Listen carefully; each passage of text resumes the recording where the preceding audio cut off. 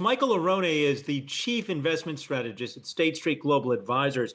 Yesterday, we had a guest talking about the potential that we might have hit a bottom. And Michael, you're saying that there's actually budding optimism replacing the nagging pessimism in markets. Why are you seeing that? So I think what's happened is that folks are beginning to really focus in on the fact that the infection, hospitalization, and fatality curves are now bending. You combine that with the enthusiasm and the real acceleration in terms of progress made towards either therapeutics or even a vaccination. And as we inch closer to summer, I think what's happening is investors are perhaps seeing a light at the end of the tunnel. Just quickly, there's this relationship between the social distancing and the economic impact, right? We all know that. It's intuitive. And I think what's now happening is we're turning from the negative to a situation where we can possibly see that shifting to maybe a transition this summer where some of those restrictions get reduced and the economy begins to recover slowly.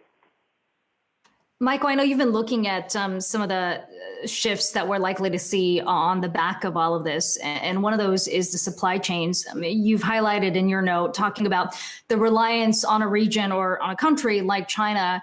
And that, you know, what I've heard over and over is that increasingly people are going to start to decouple away. And yet I'm looking at all of the medical supplies coming out of there right now thinking, well, how are companies going to do this? I mean, how long term do you think that kind of impact is going to be? Anytime that a company makes the decision to change its supply chain, it tends to be at least an intermediate term project. These things don't change overnight.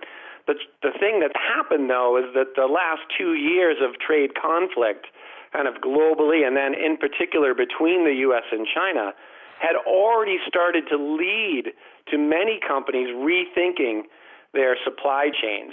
I think the pandemic has only accelerated some of those trends. And I think the other thing that's kind of interesting here is that as we bring the product's creation back closer to where it's consumed, what's happened is the technology has advanced so far that these jobs are not likely to come back in terms of, big manufacturing plants, that type of thing. They're more likely to come back through automation, through robotics, and the efficiencies kind of developed through technology in the migration of those supply chains.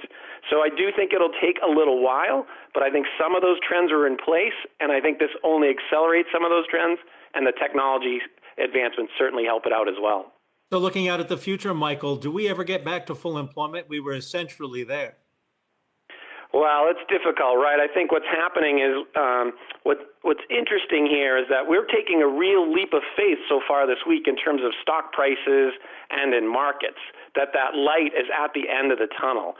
But if we take a step back, the extent of the damage done to the U.S. economy, the labor markets, balance sheets, profits, it remains really hard to quantify. So I don't think it's going to take a while to get back to that full employment. I do believe there's pent-up demand. It just may take a few quarters, several quarters, in order for us to kind of see the recovery begin to take shape. And it will take a while to kind of improve or make gains in the employment market after kind of what we've seen here in the last couple of weeks with the jobless claims reports. All right. Michael Arone is the chief investment strategist at State Street Global Advisors. Thank you for joining us. Hey investors, Zach Guzman here. Are you interested in learning more about the markets and getting the latest financial news? Well, then click right here to subscribe to our Yahoo Finance YouTube channel. Get the latest up-to-the-minute market analysis, big interviews in the world of finance, and information on how to manage your money every day wherever you are.